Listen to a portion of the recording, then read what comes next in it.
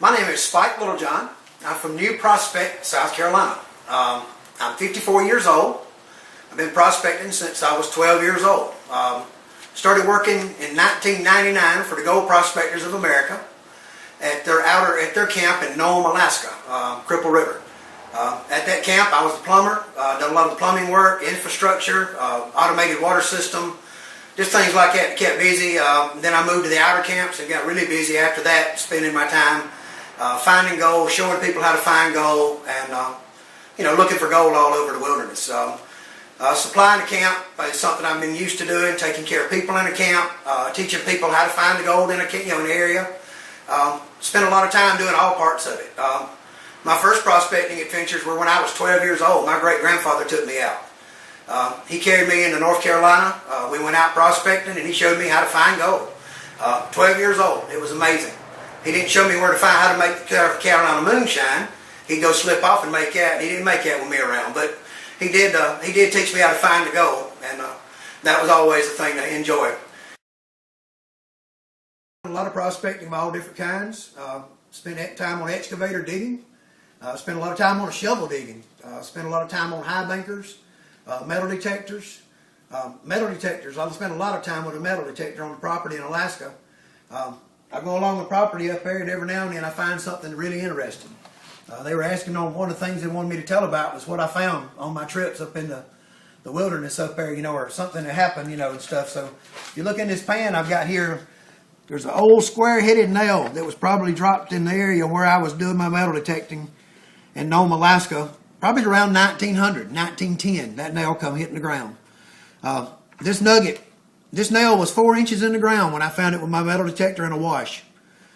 I pulled it out of the hole, and the metal detector kept setting off. Fisher gold bugs, what I use.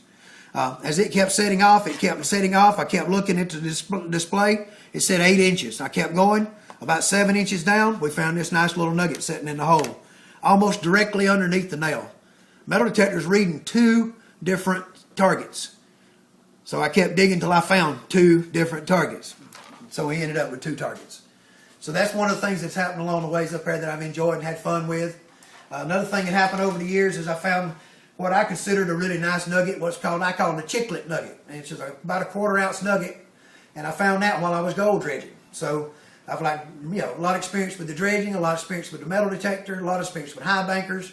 I've mined the beach of Nome, Alaska. I've mined the rivers and creeks of the Carolinas and the Mother Lode of California. So Arizona desert, I've done a lot of metal detecting out that way.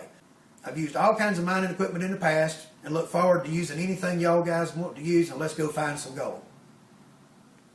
The last 4 summers, I've been the caretaker at the GPAA's Catchmark Camp near Nome, Alaska. It's about a 20-person camp. Keep 20 guys with gasoline and a place to mine and equipment running and motors running, and help them find gold and help them clean up their gold and just run the whole place, and actually keep them some food around and some propane and some wood. So it was a full-time, really hard full-time job of taking care of running the whole camp and supplying all the guys and keeping them working and being able to find their gold. On Thursday, I received a Facebook message in my other file. The file where Prince is going to give you the check and, all your family died in a wreck and all that. Well, anyway, that's where I found this file. So I just found that Thursday and got the information. So I didn't have time to do a whole lot in preparation to get something together. So what I did was just a quick little thing in my garage. Had somebody help me shoot this just to explain a little bit and show a few things about where I'm at now, and this is me. Other than that, I've got some footage from the Outdoor Channel from the Alaskan show that I've put together. It's just mostly me. I'm tossing it on. At the end of the video, I may even throw a little music on the end of it for you to hear.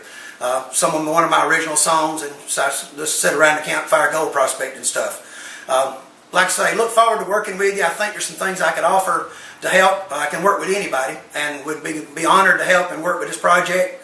And look forward to any kind of conversation and questions you might have, and anything I can do to help with you. I was asked about my passion as one of the things on the thing here on this list, and I guess my passion would be teaching others to find gold, finding gold, and then following that gold to where you find the source, so you know why that gold's where it's come from. Not just found a little piece of gold, but let's go find all the gold.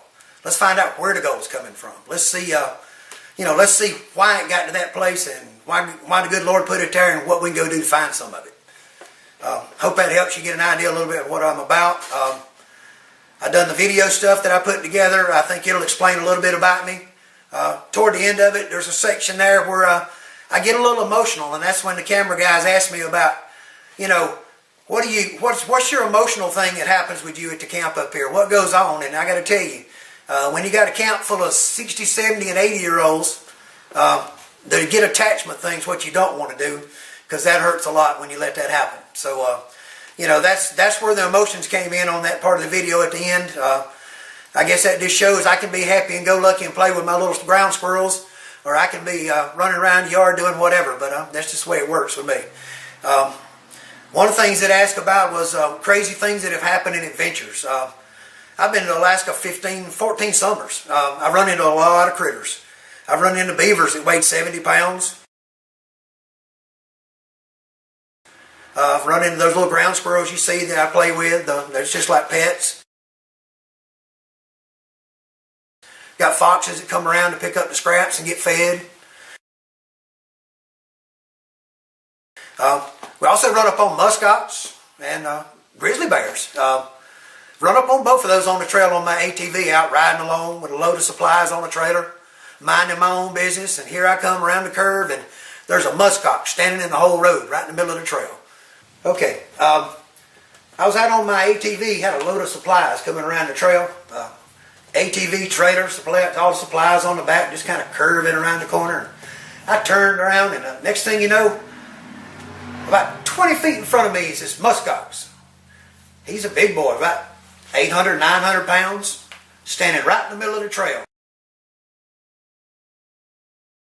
Well, I had nowhere to go, so I drove over into the willow bushes and parked. Just drove right up in the middle of them.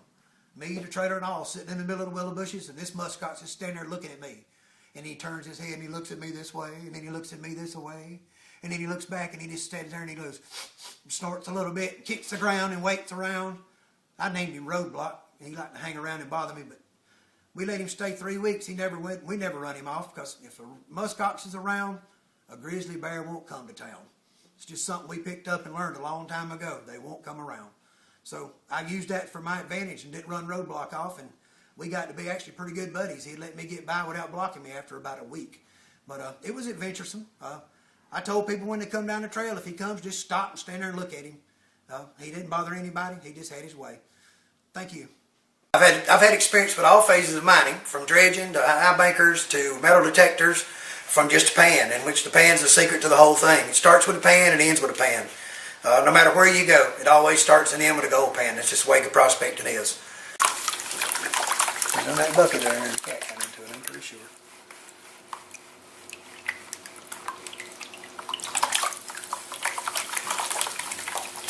Just a little quick panning demonstration here. I don't know if there's going to be anything in this dirt or not. It was just something I had in a pan over here.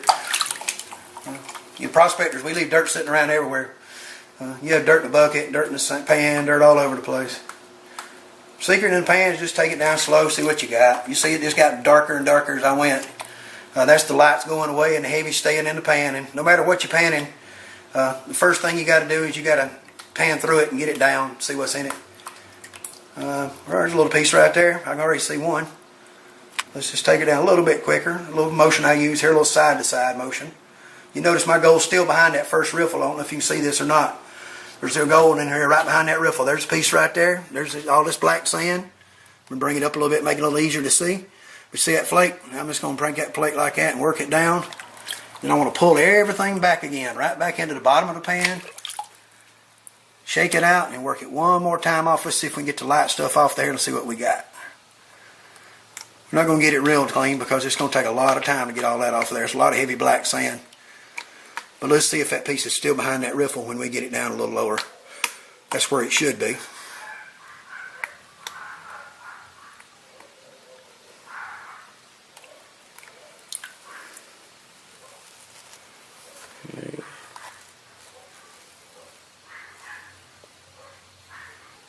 I like to use the spike strike to bring my gold over into a pile in the edge, and I just take a little tap like that, put it right into one little pile right in the edge of the pan.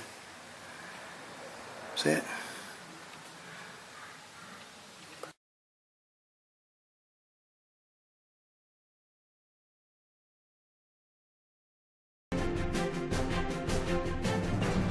first stand up big and tall? Yeah. That was good, wasn't it? Look at him, he got his cookie, man. My name is Spike Littlejohn. I'm from South Carolina. I've been coming to Cripple River since 1999. Used to be the plumber in camp, and now I got the greatest job in the world. I'm the caretaker at Catchmark. A day person comes up, they leave camp, they drive up here. It's about a 2 to 3 hour drive according to the trail and who they got with them and how slow they drive. And they come into camp, they pull up here, and I come out to greet them and just talk to them a minute and kind of size them up, figure out what kind of ground they want to do. Do they want a sluice? Do they want a high bank? What do they want to do? And we'll try to find them some equipment and put them to work.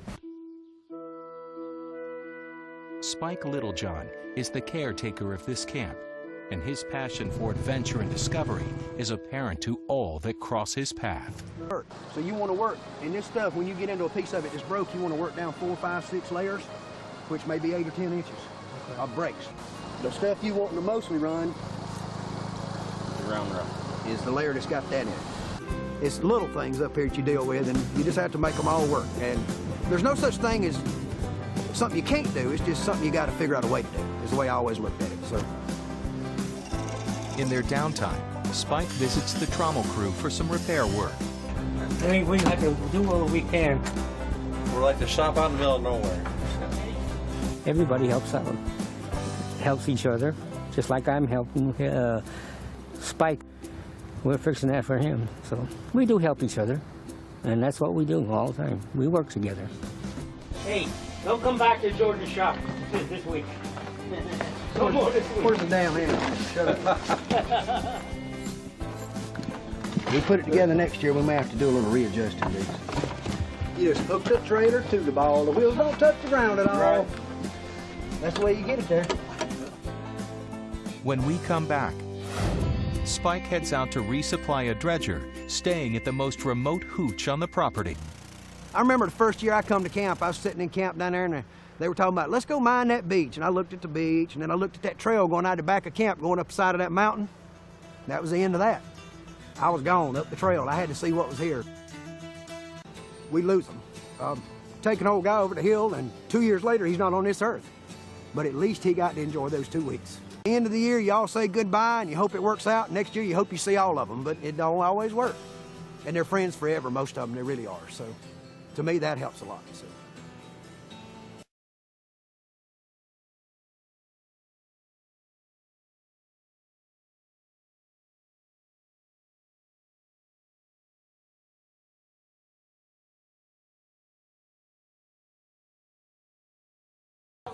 Can I stand up here so I look taller? That's good. Anyway, I found out something in the last couple of days that a man with a wash tub and a harmonica really does wonders and makes my song much more fun to play. Yeah. And it takes the pressure off of me and Tom a whole lot. So we're just going to play it and enjoy it and have fun, and that's what it's all about, anything we do anyway. So.